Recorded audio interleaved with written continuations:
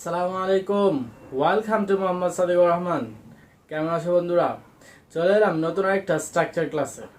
আজকে আমরা শিখব কিভাবে আমরা it is plus subject plus who plus V2 এই স্ট্রাকচারটা ইউজ করে আমরা অনায়াসে একটা সেন্টেন্স তৈরি করতে পারি। এই স্ট্রাকচারটা ইউজ করে আমরা কোনো একটা কাজ জোরপূর্বক যেই কাজটা আমি করেছি বা এই কাজটা তুমি করেছো এরকম সাবজেক্টকে আমরা জোর দিয়ে বুঝিয়ে আমরা একটা সেন্টেন্স তৈরি করতে পারি।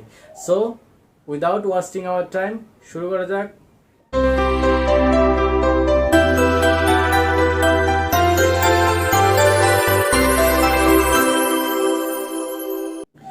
ইট is subject plus who plus ভার্বের V2।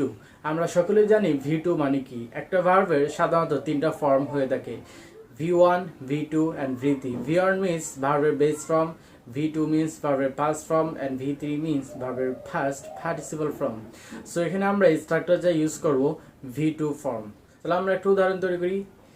It is I who told, আমি বলেছিলাম। It is you who told, তুমি বলেছিলে।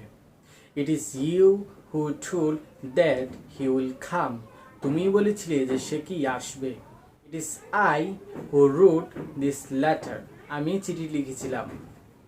It is they who broke the building, তারাই ভবনটি ভেঙেছিল। It is you who played cricket, তুমি ক্রিকেট খেলেছিলে। So hope you are understanding this structure. প্রথমে কি আমাদের ইট ইজ প্লাস, তারপর ইট ইজ এর পরে আমাদের একটা যে কোনো একটা সাবজেক্ট ইউজ করতে হবে। তারপরে আমরা হু মানে কি, যাকে আমরা উদ্দেশ্য করে বলতে চাচ্ছি, আমি ধরে নাও বলতেছি যে আমিই করেছিলাম।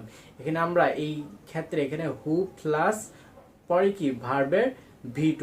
এভাবে আমরা এই স্ট্রাকচারটা ইউজ করে অনায়াসে অসংখ্য সেন্টেন্স তৈরি করতে পারি। So keep practice in your home and this is for today. See you in my next video. Till then, Allah Hafiz.